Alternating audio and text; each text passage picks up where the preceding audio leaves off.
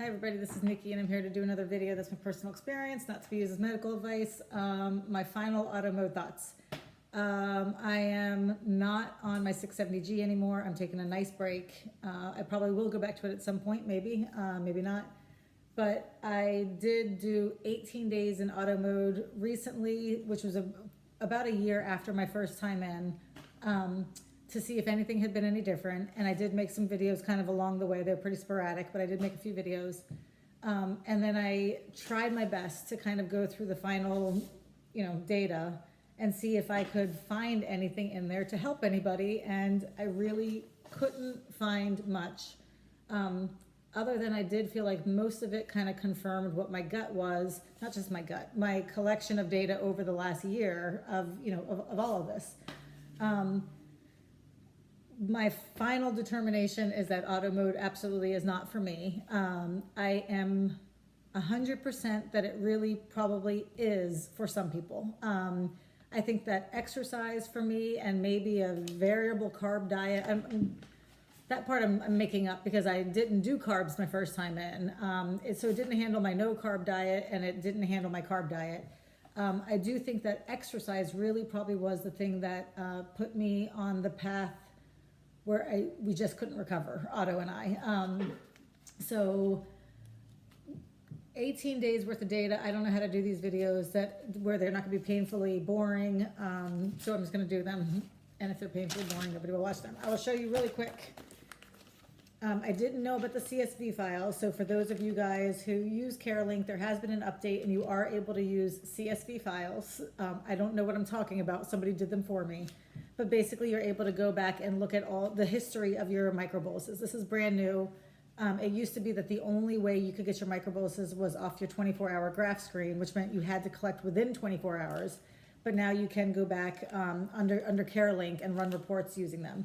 So that's a great thing, and hopefully people will be able to use that to figure out what's going on with their own delivery. But the only thing I am unclear of on mine, these are the actual microboluses that came off of my graph screen. So a 0.025 was a 0.025. On the CSV files, unless there's another way to run it, they are rounded up. So it does kind of change things a little bit. And I also did notice in the CSV files that sometimes it skipped microboluses or even entire hours. So I don't know if that was, I didn't explore the reports, and maybe somebody who knows what they're doing wouldn't have that problem. But I did see some interesting things there. I don't know how accurate it is compared to what I got from my graph screen, but that's for somebody else to figure out. So this is what I'll tell you. In general, I saw all the same things I saw in my first time in. I was hoping that maybe after a year and all of the knowledge I've gained in the last year, because I really have gained a lot, I thought maybe I could figure out how to get it to work better. I could not. And I will say that I did realize a few things. And so I'll go day by day and I'll tell you what point I realized them. Day one, minimum delivery, 3:30 to 8 p.m. So basically I went in and immediately I started off with minimum delivery. The reason that happened is because I am currently running my blood sugars around 80 most of the day. I'm really comfortable there. I like it there, but auto mode doesn't like me being there. So to auto, that is a red card. That's a red flag, and it wants to stop my insulin. When you stop my insulin, I have a blood sugar rise. So the first day was immediate frustration for me. Lots of minimum delivery and then a big rise. And when I went back into manual and got lots of insulin in order to bring it down, it wasn't just a 2.5 hour block of minimum delivery. It was that pockets of minimum delivery mixed in with reduced rates and whatever. And those are hard blood sugars for me to bring down. So that's what happened on day one. Day two, which was kind of the day one overnight, I got a lot of minimum delivery right around midnight, but which that led to extra insulin going into my waking hours. So by the time I was heading into 3:30 a.m., 4 a.m., it was kind of gearing up because it was fighting that climb. And for me, those are great mornings because it means as I get ready to wake up, I'm getting extra insulin. So I get up, I have my coffee, and I don't go through the roof. It is my theory, and it was my theory even after 18 days, that auto mode gets locked into itself. So although it does somewhat respond to your SG and to your trend, it's also really, really, really responding to itself. So on nights like that, it's responding to the fact that it gave me minimum delivery around midnight and it's hitting me with extra insulin. That is irregardless of my hormones overnight or anything else, it's responding to itself. So it's why some mornings I really climbed and some mornings I fell. That was confirmed for me in my experience. Okay, so I fell that morning, and when I fell, it started off with minimum delivery. Again, this is just it getting locked into itself. So it gives me the minimum delivery. I started to rise. I got out into manual mode, which is what I did for the first 3.5 days. As soon as I started to see that rise following the minimum delivery, I got out into manual mode. If I needed a correction, I did that. If I didn't, I just would get out and get my full basal rate. And then I would stay there until I was good again and go back into auto.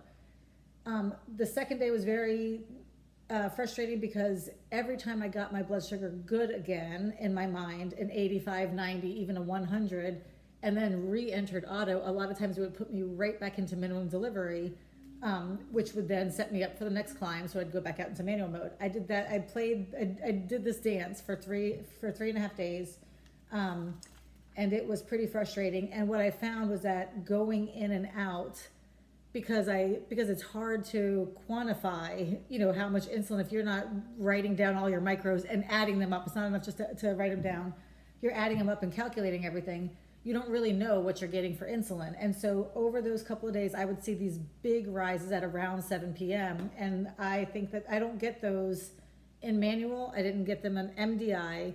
I got those in auto mode, and I think it came after these long stretches of minimum delivery mixed with reduced basal. So first 3.5 days I was not happy. I did not like the way it was going. And then I said, okay, I came to do this, so I'm just going to stay in. What I think happened on day 4 is that auto mode had 3.5 days to watch me go in and out of manual mode and to see me successfully receive all this insulin. And I think that was great. I think that it saw that I needed all this insulin. So then on day 4, when I went into auto and stayed there, it hit hard with the insulin. And that was a very welcome, that was a relief. That's my biggest complaint about auto mode has always been that it doesn't give me enough insulin. And here on day 4, when I went in and stayed in, all of a sudden I see that it really can. I mention this because I think this is interesting because a lot of people are changing settings because their doctors or their educators or trainers or whatever think they need to make auto mode more, give it a more aggressive delivery potential. And here I was seeing that it really can be aggressive, almost to the point that it could be a little bit disturbing, just how much insulin it could give me without a single settings change or anything else. I don't think that I need to, if I can see auto mode give me this aggressive of a delivery for the first couple of days, and it really did, I would see 200% of my manual mode basal rate, 220%, 186%, 168%. I would see all this insulin, and it was way more than what I would get in manual mode. So my theory is that if it already has that potential in the beginning without my changing anything, and then it tapers off and begins to kind of weaken, do I really want to change my settings and give it more potential? Because now I know what it can do, and that's a lot of freaking insulin. I don't think that auto mode is weak. That's what I thought my first time around. I really did think so. I don't think auto mode is weak. I think it really can be very powerful. But an insulin change isn't going to change what I need it to do, and that is to make better decisions. Auto mode has a hard time with the decision making because it gets locked into itself. So all of those pockets of minimum delivery, now it has to respond to that, or those pockets where it is giving me insulin, or I have done a correction bolus or a food bolus and it can't give me any insulin even though I need it because it's locked in. Increasing my insulin potential, I don't think is going to help because it's already shown me it has a great potential. It's just getting locked in. So I think that's why people get blasted in hypoglycemia. I just kind of threw that in because now all of a sudden I'm tired. But I wanted to do this, and I think I'm going to do this in pieces. This is 9.5 minutes. First 3.5 days in, what I did see was going in and out of manual mode and then staying in auto. I really did start off with some very strong delivery. Up until that, I did see lots of pockets of minimum delivery, same old. Nothing that made me feel like I wanted to be in. Days 4 through 6, which I'll come back and do another video, were really interesting because there was a big change. And what I did see was auto mode doing my blood sugar management right. I did see that for a couple days, and I can see how people like auto mode. And then I could see how exercise really seemed to throw the whole thing off. That's my clue. Okay. Anyway, thanks for watching, and I'll be back for a very thrilling next couple of days. Bye.